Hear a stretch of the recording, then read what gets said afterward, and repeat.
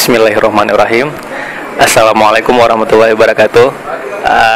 Kami dari komunitas It's Me akan mengadakan diskusi dua mingguan di setiap kafetaria di Banda Aceh. Kali ini dengan tema All About Turkey yang akan dibawakan oleh Baikuni. Untuk melihat beberapa video yang lain bisa dilihat di link di bawah ini. Ya. Dan sebelum kita memulai, ada salah satu kultur kita, karena kita adalah komunitas yang digerakkan untuk meningkatkan nilai-nilai keislaman. Ada baiknya kita mendengarkan salah satu hadis yang akan dibawakan oleh saudara Arif. Bismillahirrahmanirrahim. Sebuah hadis dari Sahih Bukhari. Saya pernah mendengar Umar bin Khattab di atas mimbar berkata, saya mendengar Rasulullah Shallallahu Alaihi Wasallam bersabda, semua perbuatan tergantung niatnya, dan balasan bagi tiap-tiap orang tergantung apa yang diniatkan. Barang siapa hijrahnya karena dunia yang ingin digapainya, atau karena seorang perempuan yang ingin dinikahinya, maka hijrahnya adalah kepada apa yang dia niatkan.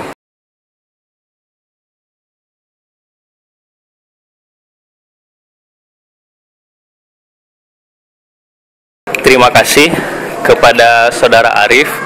Dan untuk mempercepat diskusi kita kali ini, kita persilahkan kepada narasumber kita untuk menceritakan apa yang ingin dia ceritakan.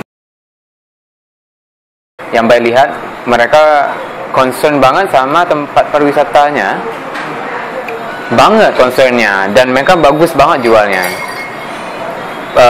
Misalnya kayak tahun 2010 tuh Istanbul sebagai capital city, Europe culture capital city, the culture capital city of Europe. Jadi tahun 2010 itu Istanbul sebagai pusat ibu kota budaya di Eropa.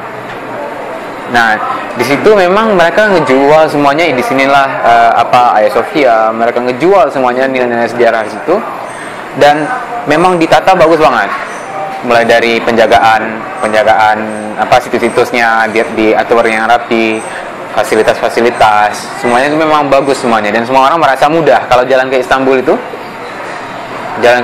nggak susah. Kita ada semua transportasi umum, nggak perlu ikut tur pun selesai, sehari 2 hari. Kalau misalnya tempat-tempat yang penting aja sehari 2 hari selesai. Dan memang naik satu kendaraan umum aja udah melewati semua daerah penting. Jadi memang udah diatur sebagus mungkin, memang bagus ya. Terus ke kota-kota yang lain juga transportasi umumnya itu baru keren banget. Kalau kita di sini kelas paling bagus kita di sini itu kelas standar mereka di sana. Kalau busnya, mulai dari mulai dari bus yang memang nyaman, orang nggak boleh ngerokok di situ, nggak ada ruang bebas rokok, memang nggak boleh ngerokok. Kalau orang Turki itu ngerokoknya lebih gila dari kita, tapi mereka nggak boleh kalau di bagian itu. Terus ada TV-nya di setiap tempat duduk itu ada TV-nya. Ada Wi-Fi-nya di bus. Jadi memang perjalanan selama 6 jam, 12 jam, beberapa jam kita nggak bakalan bosan. Jadi mau akses internet ada 24 jam. Mau nonton juga bisa, mau masukin flash disk, nonton film kita juga bisa.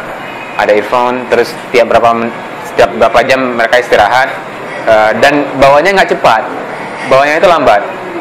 Kalau kita di sini kalau di sana nggak lambat, biasa aja, santai bang. Kita nggak berasa kalau kita lagi di bus. Bawaannya memang nggak cepat ya. Mati kota ya. Memang kalau pergi siang enak lah, kita bisa ngelihat semua, santai, asik banget.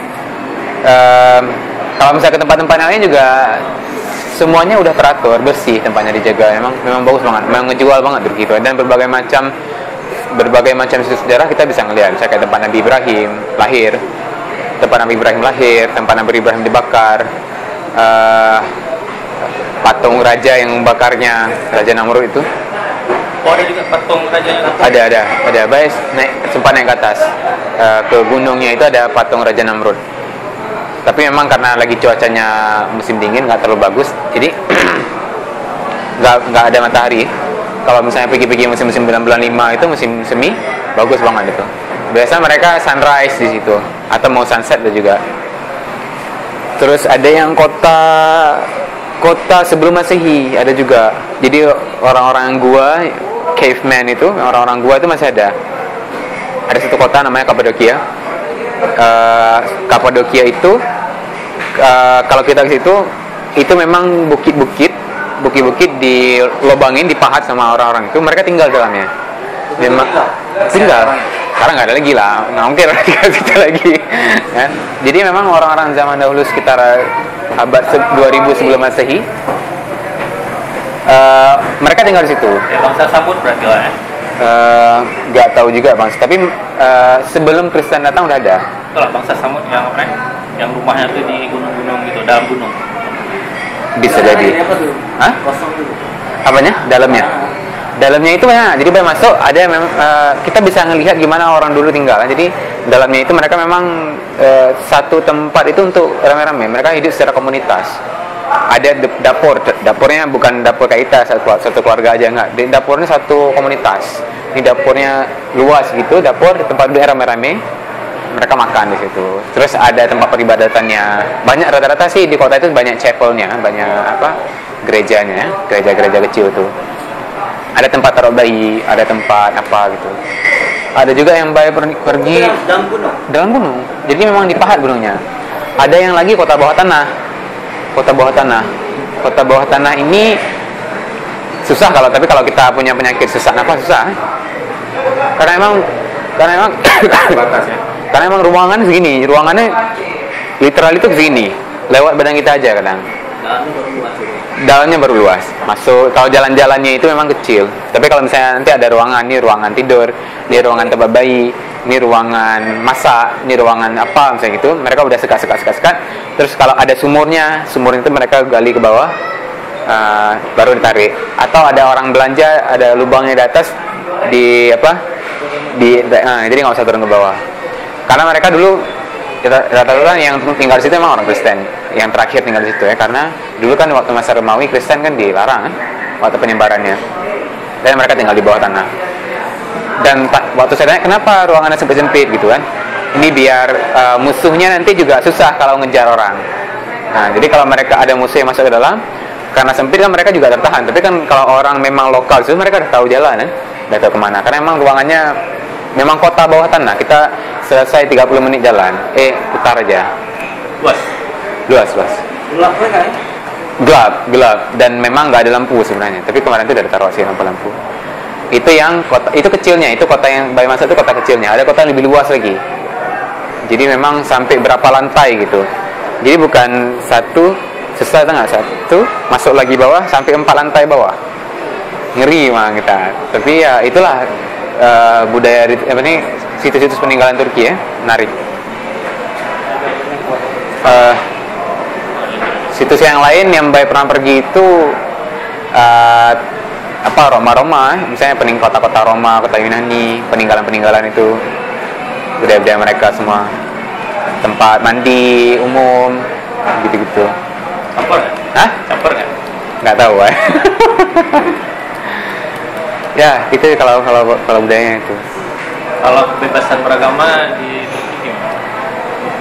Turki sebenarnya bebas beragama, mau agama apapun bebas, karena mereka nggak sekuler ya. Tapi karena sistem perpolitikan setelah Kemal Atatürk itu megang, nilai dia mau memang mengurangi nilai Islam di daerahnya itu, makanya dilarang kegiatan-kegiatan agama di Islam. Kegiatan-kegiatan Islam di Turki dilarang, diperkecil ruang lingkup.